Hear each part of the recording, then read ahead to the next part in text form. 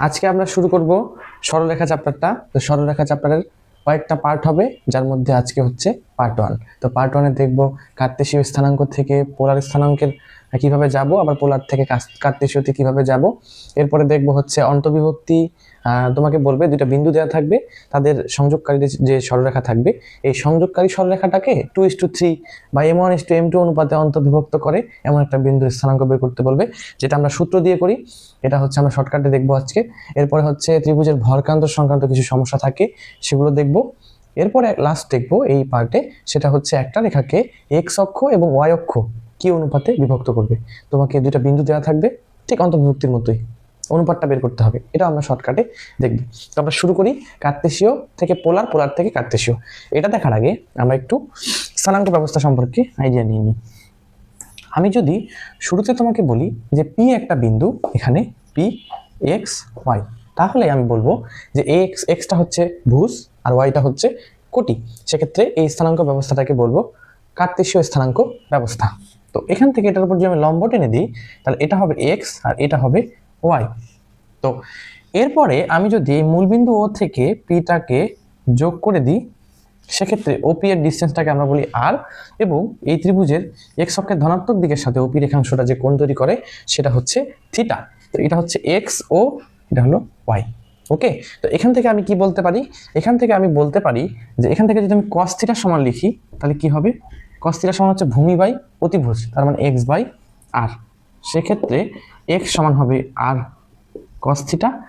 আর যদি আমি sine theta সমান লিখি, সাইন থিটা মানে হচ্ছে লম্ব বাই অতিভুজ, মানে Y by R, Y by R. সেক্ষেত্রে ওয়াই সমান হবে আর সাইন থিটা। ওকে, এতটুকু আমরা সবাই জানি। আবার যদি আমি বলি যে এখান থেকে পিথাগোরাসের যে সূত্র অ্যাপ্লাই করি, তাহলে আমি এখানে শুরুতে লিখতে পারতাম আর স্কোয়ার সমান X square plus Y square. তাহলে আমি লিখতে পারতাম R square is equal to X square plus Y square. এই সূত্রগুলো কিন্তু আমার অঙ্ক করার ক্ষেত্রে কাজে লাগবে। আবার যদি আমি এই 1 নম্বর সমীকরণ, এটা হচ্ছে 2 নম্বর সমীকরণ, দুই ভাগ যদি এক করতাম, সেক্ষেত্রে কিন্তু ওয়াই বাই এক্স সমান পাইতাম কত? Tan theta. এখানে আমি ট্যান থিটা সমান লিখতে পারবো tan inverse Y by X. Okay, এতটুকু আমি লিখতে পারবো। তো এগুলো ছিল নর্মাল কথাবার্তা, এগুলো আমরা সবাই জানি। তো এমসিকিউতে এই জিনিসটা আমার লাগবে। তো আমরা অঙ্কে চলে যাই, কিরকম অঙ্কগুলো পরীক্ষায় আসে। থিটা সমান হবে tan inverse Y by X. Okay, আচ্ছা, তোমাকে এখন কি বলবে? ভর্তি পরীক্ষায় তোমাকে বলবে যে -1, -√3, এটা হচ্ছে কার্তেশীয়, এখান থেকে পোলারে যাও। কি বলবে? কার্তেশীয় থেকে পোলারে যাও। তো কার্তেশীয়র জন্য আমরা জানি এক্স আর ওয়াই দেওয়া আছে, পোলারের জন্য কি কি লাগে? আর আর থিটা। তো আর সমান আমরা কি জানি? আর স্কোয়ার সমান আমরা সূত্র লিখেছি x square plus Y square. সেক্ষেত্রে আর কত হবে? রুট ওভার এক্স এর উপর স্কোয়ার মানে 1, এখানে হবে এটাকে স্কোয়ার করলে কত হবে? 3, তাহলে ক্যালকুলেশন করলে কত হবে? 2। ওকে, আচ্ছা, এখান থেকে আর আর থিটা বের করতে হবে। তাহলে থিটা বের করবো। থিটা মানে আমরা জানি কত? Tan inverse Y by x. এখন একটু কথা হচ্ছে, তোমাকে প্রথমে এই বিন্দুটা দেখে বুঝতে হবে এই বিন্দুটা কোন চতুর্ভাগে অবস্থিত। তো এখানে হচ্ছে -1 -√3, এই বিন্দুটা কিন্তু তৃতীয় চতুর্ভাগে অবস্থিত। কোথায়? তৃতীয় চতুর্ভাগে, মানে এখানে। এটা যদি ও হয়, এটা হবে পি, এটা যদি পি বিন্দু বলি আমি। ওকে, তাহলে এখানে অবস্থিত। তো থিটা মানে আমি বলেছি এক্স অক্ষের ধনাত্মক দিকের সাথে ওপি রেখাংশটা কি কোণ তৈরি করে, আমি একটু আগে ফিগার এঁকেছিলাম। ওকে, তাহলে থিটা হচ্ছে এই এক্স অক্ষের ধনাত্মক দিকের সাথে ওপিটা কি কোণ তৈরি করে। তো এক্স অক্ষের ধনাত্মক দিকের সাথে উৎপন্ন কোণ বের করতে গেলে এটা অনেক বড় কোণ। আমি যদি এখান পর্যন্ত, এটা হচ্ছে 180, এর সাথে এতটুকু যোগ করে দিই, তাহলে কিন্তু আমি এই কোণটা পেয়ে যেতাম। রাইট? আচ্ছা, তাহলে দেখো, আমি যদি এই 180-র সাথে আমাকে এতটুকু যোগ করতে হবে, তাহলে এই কোণটা কত হবে? এই কোণটা হবে হচ্ছে এই যে tan inverse Y by x. দেখো, এই কোণটা মানে হচ্ছে এটা লম্ব, এটা হলো ভূমি, ওয়াই বাই এক্স। ওকে, আচ্ছা, তাহলে আমাকে মেইন কোণটা বের করতে গেলে আগে কিন্তু 180 ডিগ্রি যোগ করে নিতে হবে এটার সাহায্যে, তারপরে এটার সাথে 180 ডিগ্রি যোগ করে নিতে হবে, কারণ কোণটা আমার তৃতীয় চতুর্ভাগে। আর এটা যদি প্রথম চতুর্ভাগে হতো প্লাস প্লাস, সেক্ষেত্রে আমি ডিরেক্ট এটা দিয়ে বের করতাম না, কোনো কিছু যোগ করতে হতো না। তোমাকে মনে রাখতে হবে যে এই থিটা দিয়ে যে কোণটা পাওয়া যাবে এটা হবে সূক্ষ্মকোণ। তো এই সূক্ষ্মকোণ তো আর এই আমার এই থিটাটা যেটা বের করতে বলেছে এটা তো আর সূক্ষ্মকোণ হবে না। সেক্ষেত্রে সূক্ষ্মকোণটা বের করে নিয়ে এর সাথে 180 ডিগ্রি যোগ করে দিতে হবে। তাহলে কত হবে? 180 ডিগ্রি মানে হচ্ছে পাই, আর tan inverse Y by X, pi plus tan inverse Y এর ভ্যালু কত? এখান থেকে √3, আর এক্স হলো 1, তাহলে √3 1। আমি বলছি এখানে মডুলাস কেন নিব, কেন ওয়াই আর এক্স এর ভ্যালুটা মাইনাস নিচ্ছি না। ওকে, এটার ব্যাখ্যা আমি বলছি। তাহলে এখানে হবে পাই প্লাস tan ইনভার্স √3 মানে হচ্ছে π/3। তাহলে লসাগু করলে হবে 4π/3 থিটার ভ্যালু। তাহলে পোলার স্থানাঙ্কটা কি হবে 2,4π/3। ওকে, এটা হবে আনসার। এখন কথা হচ্ছে ভাই এখানে ছিল মাইনাস আর মাইনাস √3, এখানে আমি মাইনাসগুলো লিখছি না। আমি সবসময় বলেছি যে এই ফর্মুলাটা দিয়ে যে কোণটা পাওয়া যাবে সেটা হবে সূক্ষ্মকোণ। এখানে যে মাইনাস ছিল সেই মাইনাসের যে গুরুত্ব সেটা তো আমি এখানে নিয়েছি, পাই যোগ করেছি এই মাইনাসের জন্যই। এখানে যদি এই দুটো মাইনাস না থাকতো তাহলে কি পাই যোগ করতাম, তাহলে তো এতটুকুই আনসার হতো যদি প্লাস হতো। আবার যদি এখানে একটা মাইনাস হতো আর একটা প্লাস হতো সেক্ষেত্রে এটা দ্বিতীয় চতুর্ভাগে হতো। এখানে হলে কি করতাম, পাই আসতাম তারপর বিয়োগ করতাম। এখানে হচ্ছে পাই প্লাস মানে তৃতীয় চতুর্ভাগে, আর দ্বিতীয় চতুর্ভাগে হলে পাই থেকে বিয়োগ করতাম। ওকে, তো মাইনাসের কারণেই তো এটা তৃতীয় চতুর্ভাগে হয়েছে, যার কারণে আমি পাই নিয়েছি। তাহলে আরেকবার তো নতুন করে পাই নেওয়ার কোনো প্রয়োজন নেই। তো এটা মনে রাখতে হবে যে এই ফর্মুলা দিয়ে যে কোণটা পাওয়া যাবে সেটা হবে সূক্ষ্মকোণ। আর সূক্ষ্মকোণ ডিরেক্ট তখনই পাওয়া যাবে যখন এই বিন্দুটা প্রথম চতুর্ভাগে অবস্থান করবে। দ্বিতীয়তেও করবে না, তখন পাই থেকে বিয়োগ করতে হবে কিছু এতটুকু পরিমাণ। তৃতীয়তে হচ্ছে পাই থেকে যোগ করতে হবে এতটুকু। আবার চতুর্থ চতুর্ভাগের ক্ষেত্রে আমার 2π, এখান থেকে পর্যন্ত হচ্ছে 2π থেকে বিয়োগ করতে হবে। তাহলে আমি এখান থেকে এই অ্যাঙ্গেলটা পাবো।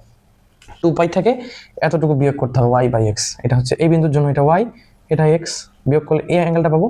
আর বাকিটা হবে 2π থেকে এতটুকু ভিতরেরটুকু বাদ দিলে এই অ্যাঙ্গেলটা পাওয়া যাবে, বাড়তি অ্যাঙ্গেলটা পাওয়া যাবে। তাহলে আশা করছি এটা করা যাবে। কারণ আমরা আরেকটা দেখি পোলার থেকে কিভাবে কার্তেশীয়তে যাব।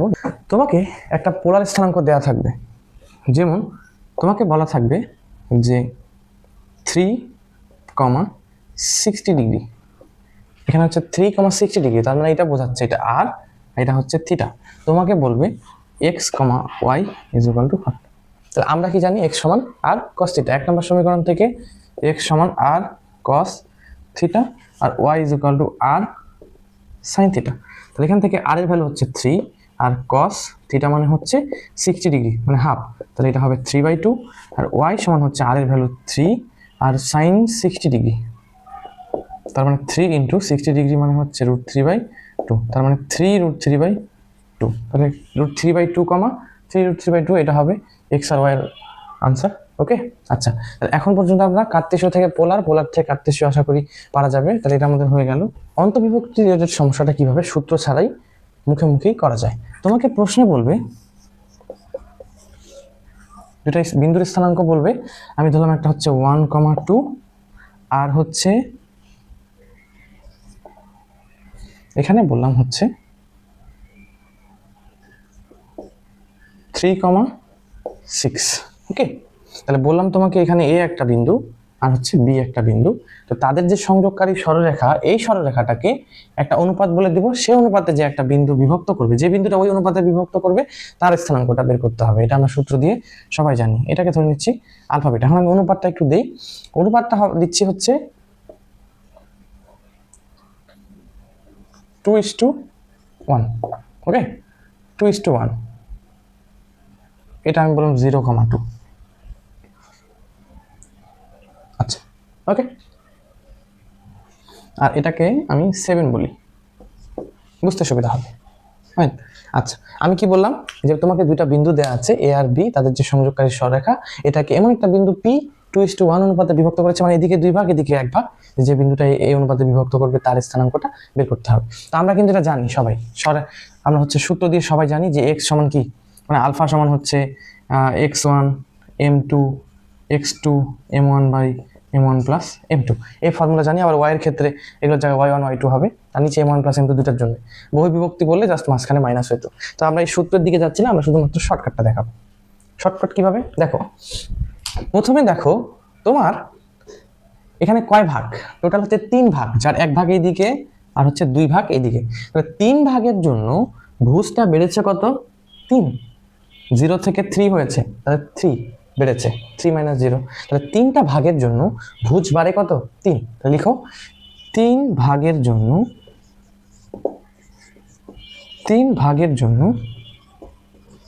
ভুজ বাড়ে 3। তাহলে 1 ভাগের জন্য ভুজ কত বাড়বে, 1 বাড়বে। তাহলে তোমাকে কয় ভাগ পরে বিন্দুটা লাগবে, 2 ভাগ, এদিকে 2 ভাগ। তাহলে 2 ভাগের জন্য ভুজ বাড়বে কত, 1 ভাগের জন্য 1 হলে 2 ভাগের জন্য 2 বাড়বে। তাহলে 2 ভাগের জন্য ভুজ বাড়বে 2। তাহলে আলফার ভ্যালু কত হবে, ভুজ বাড়বে 2 আর আগে ছিল 0, তাহলে 0 + 2 সমান হচ্ছে 2। বোঝা গেল? আচ্ছা, এরপর আমরা কোটিটা একটু দেখি। আচ্ছা, কোটিটা একটু দেখি।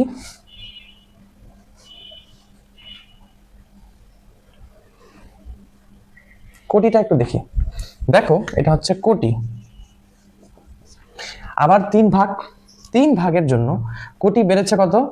2 থেকে 7, মানে 5 বেড়েছে, রাইট? 2 থেকে 7, 5 বেড়েছে, তো এটা হবে 5। তাহলে 3 ভাগের জন্য বাড়ে 5, তাহলে 1 ভাগের জন্য কত বাড়বে? 5/3। অর্থাৎ তোমার কয় ভাগ পরে লাগবে? 2 ভাগ পরে। তাহলে 2 ভাগের জন্য কত বাড়বে? 2 × 5/3 মানে হচ্ছে 10/3 তোমার বাড়বে। তাহলে বিটাটা কত হবে? 2 ভাগের জন্য বাড়বে 10/3, তাহলে আগে ছিল 2 আর বাড়বে হচ্ছে 10/3। তাহলে 3 হবে লসাগু, 3 × 6 আর 10 হলো 16, 16/3। তাহলে আগে যেটা পাইলাম ওটা এক্স এর ভ্যালু, মানে আলফার ভ্যালু, এটা হলো বিটা। বিন্দুটা বের করা যাবে না, আমি এত সুন্দর করে লিখেছি, কিন্তু পরীক্ষাতে এত সুন্দর করে লিখতে হবে না, মুখে মুখে চিন্তা করতে হবে যে কয়টা ভাগ, সে কয়টা ভাগের জন্য ভুজ কত বাড়ছে বা কমছে। যদি কমে যায়, এখানে মাইনাস হয়ে যায়, তাহলে এখানেও মাইনাস হবে, আর বাড়লে প্লাস হবে। তোমাকে কত ঘর পর বের করতে বলছে সেটা জানতে হবে। তাহলে টোটাল ভাগ কয়টা? 3টা। 3 ভাগের জন্য ভুজ বাড়ে 3, একের জন্য কত বাড়বে, আর 2 ঘরের পরে আমার লাগবে 2 ঘরের জন্য কত বাড়বে। তাহলে আলফা হবে, যেটা বাড়বে ওটার সাথে ভুজটা যোগ করে দিতে হবে। আবার কোটির ক্ষেত্রে সেম অবস্থা। ওকে, তাহলে এটা হয়ে গেল। চলো এবার দেখে নিই যে ভর কেন্দ্র সংক্রান্ত কিরকম কোশ্চেনগুলো ভর্তি পরীক্ষায় আসে। তো তোমাকে বলবে একটা ত্রিভুজের 3টা শীর্ষের স্থানাঙ্ক দেওয়া থাকবে। এ বলবে a_t1 স্কয়ার 2a t1, এরকম বলবে। বি বলবে a_t2 square 2a t2। C বলবে a_t3 স্কয়ার 2a t3। এরকম যদি হয় একটা ত্রিভুজের 3টা শীর্ষের স্থানাঙ্ক এবং তার ভর কেন্দ্রটা যদি x অক্ষের উপর অবস্থান করে, তাহলে প্রমাণ করো যে, আচ্ছা কিছু একটা প্রমাণ করতে বলবে, t1 + t2 + t3 = 0, এটা প্রমাণ করতে বলবে। ওকে, তাহলে আগে ভর কেন্দ্রটা বের করে নিই। ভর কেন্দ্র কিরকম হবে? ভর কেন্দ্রের এক্সটা বের করে নিই, মানে ভুজটা কি হবে? প্রথমে ভুজগুলো যোগ করে 3 দিয়ে ভাগ, তার মানে a_t1 square + a_t2 square + a_t3 স্কয়ার/3। আর ওয়াইটা কি হবে? কোটিগুলো যোগ করে 3 দিয়ে ভাগ, তার মানে 2a_t1 + 2a_t2 + 2a_t3/3। ওকে, তাহলে এক্স আর ওয়াই। এখন কথা হলো, বলেছে যে একটা ত্রিভুজের 3টা শীর্ষের স্থানাঙ্ক হচ্ছে এটা, এবং ভর কেন্দ্রটা যদি x অক্ষের উপর অবস্থান করে, তার মানে ভর কেন্দ্র যদি x অক্ষের উপর অবস্থান করে, তাহলে y এর মান 0। কারণ ভর কেন্দ্র যদি x অক্ষের উপর অবস্থান করে, কোন একটা বিন্দু x অক্ষের উপর অবস্থান করলে তার তো কোটিটা 0 হবে, মানে এই বিন্দুর স্থানাঙ্ক হবে α, 0। তার মানে তার কি y থাকবে? থাকবে না। তাহলে আমি শর্ত মতে কি বলতে পারি? এই yটা সমান 0। তাহলে yটা সমান 0 করলে কি থাকবে? yটা সমান 0 করে দাও।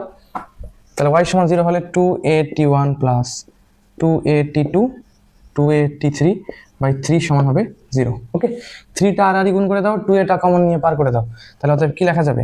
t1 + t2 + t3 সমান 0, এরকম লেখা যাবে। এটাই বলবে, এমসিকিউতে আসে।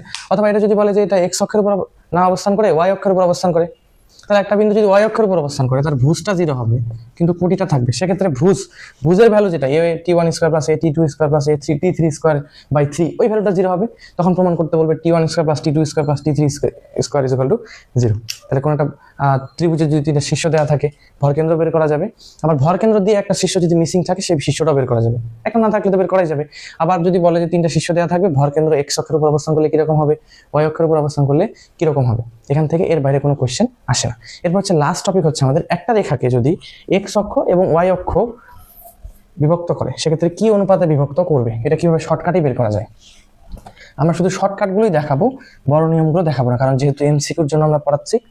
ওকে, আচ্ছা, তাহলে একটা রেখাকে x অক্ষ আর y অক্ষ ধরে নিলাম হচ্ছে একটা রেখা, এটা হলো 2 3 a বিন্দু, আর b বিন্দুটা হচ্ছে 5 9। ওকে, তাহলে এই a আর b দুটা হচ্ছে আমার বিন্দু, তাদের সংযোগকারী রেখা হচ্ছে ab। এটাকে x অক্ষ কি অনুপাতে বিভক্ত করবে? যখন x অক্ষ কি অনুপাতে বিভক্ত করবে, তখন হবে কোটি দ্বয়ের অনুপাতে বিভক্ত করবে। যখন x অক্ষের কথা বলবো, আর ধরলাম y অক্ষ কি অনুপাতে বিভক্ত করবে, তাহলে ভুজের অনুপাতে বিভক্ত করবে। ওকে, তাহলে এক্স অক্ষ এই এই এই রেখাংশটাকে এ বি কে এক্স অক্ষ কি অনুপাতে বিভক্ত করবে? যখন এক্স বলবে তখন এদের কোটি দ্বয়ের অনুপাতে বিভক্ত করবে। আর যখন ওয়াই অক্ষের কথা বলে ওয়াই অক্ষ কি অনুপাতে বিভক্ত করবে? তখন ভুজ দ্বয়ের অনুপাতে বিভক্ত করবে। তার মানে এখানে এক্স অক্ষ কি অনুপাতে বিভক্ত করবে? এক্স অক্ষ 3:, এই কোটি দ্বয়ের অনুপাত মানে কি 3:9। এটাকে আমি শর্টকাট লিখতে পারি না, 3 দিয়ে ভাগ করলে হবে এটা 1:3 অনুপাতে ভাগ করবে। আর যদি আমাকে বলে যে ওয়াই অক্ষ কি অনুপাতে ভাগ করবে, তাহলে হবে ওয়াই অক্ষ ভুজের অনুপাতে, মানে 2:5। অবশ্যই প্রথম বিন্দুটা আগে হবে, 2:5 অনুপাতে ভাগ করবে। বুঝা গেল? তাহলে কোন একটা রেখাকে এক্স অক্ষ কি অনুপাতে বিভক্ত করবে? ওই বিন্দু দ্বয়ের ভুজের কোটির অনুপাতে, আর ওয়াই অক্ষ হচ্ছে ভুজ দ্বয়ের অনুপাতে বিভক্ত করবে।